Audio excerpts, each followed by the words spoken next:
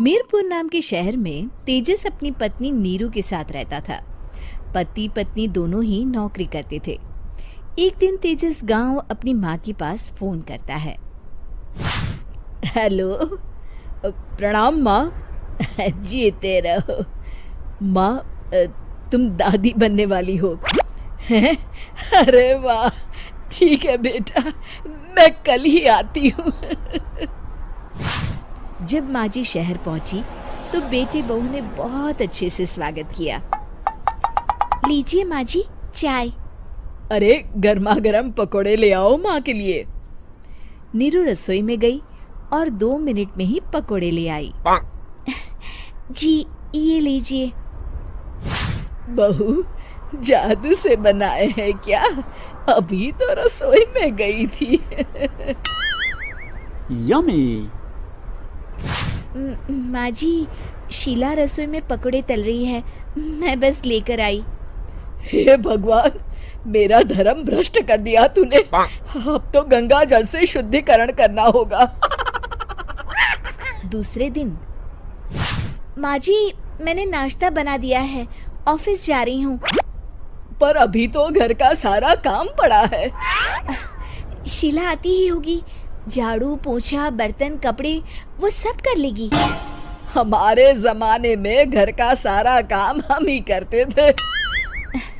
जी माँ जी, आप बहुत होशियार हैं, मैं घर ऑफिस दोनों नहीं संभाल पाती। तो जरूरत क्या है घर से बाहर जाकर चाकरी करने की? वैसे भी घर का काम खुद करने से घर में बरकत आती है, समझी? पर माँ जी। पर वर कुछ नहीं, इस महीने की पगार मिले फिर ऑफिस बंद है। हाँ। रात को नीरू तेजस से कहती है, सुनिए जी, माँ जी बोल रही थी कि मैं नौकरी छोड़ दूं।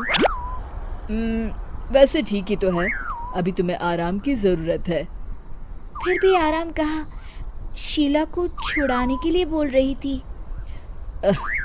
तो अब 24 घंटे में इतना काम तो कर ही सकती हो। पर जॉब पसंद है मुझे, घर पर मन नहीं लगेगा।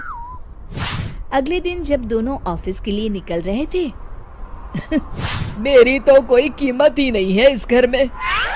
माँ जी, आजकल महंगाई बहुत है, रहन सहन भी बदल गया है, दोनों नौकरी करते हैं तभी ठीक रहता है। अच्छा, तू कहना क्या चाहती है? मेरा बेटा तुझे बिठा के खिला नहीं सकता? तू ही इस घर का खर्च चला रही है, हैं? नहीं माँ जी, मेरा वो मतलब नहीं था। मतलब खूब समझती हूँ, ये बाल धूप में सफेद नहीं किए मैंने। हाँ। अब तो ये रोज का काम हो गया था। तेजस भी रोज की झिकझिक से परेशान हो गया था। एक दिन उसने कहा, नीरू, वैसे भी तुम्हें मैटरनिटी लीव मिलने वाली है, तो अभी से ही छुट्टी ले लो। पर क्या, मेरी सैलरी अच्छी खासी है। आखिर नीरू ने रिजाइन कर दिया। जब बच्चा हुआ तो घर में सब बहुत खुश हुए। कुछ दिनों बाद तेजस फाइल देख रहा था। क्या हुआ तेजस, कुछ परेशान लग रहे हो? हाँ, वो हमारी जितनी सेविंग्स थी वो तो हॉस्पिटल में और छठी के फंक्शन में खत्म हो गई है नीरू। और अभी वैसे मंदी चल रही है तो मैं बोल रही थी कल मुन्ना को हेपेटाइटिस का टीका लगवाना है। नीरू, क्या पोस्टपोन नहीं कर सकते? नहीं जी, बिल्कुल नहीं।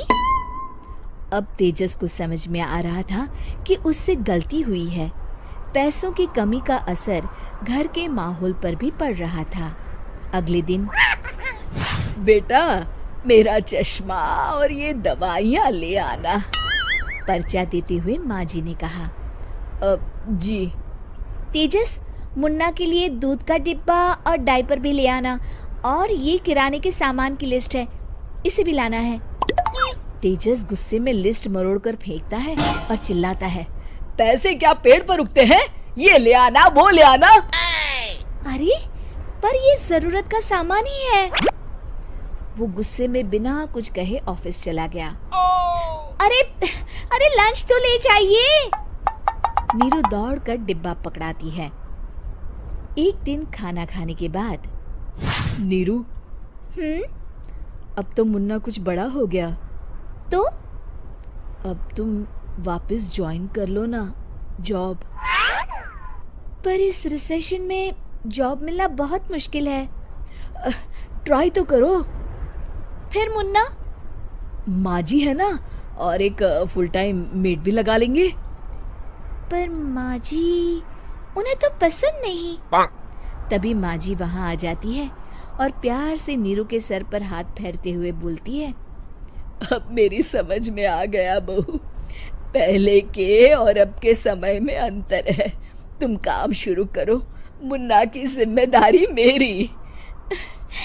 मेरी प्यारी माँ जी, ये कहकर नीरू उनके गले लग गई। शिक्षा, परिवर्तन संसार का नियम है, हमें भी समय के साथ चलना चाहिए। उम्मीद है कि आपको हमारी ये कहानी पसंद आई होगी। कृपया हमारे चैनल को सब्सक्राइब करें और सभी अपडेट्स के लिए बेल आइकन जरूर क्लिक करें। और हाँ, वीडियो लाइक और शेयर करना मत भूलिएगा। Bye bye.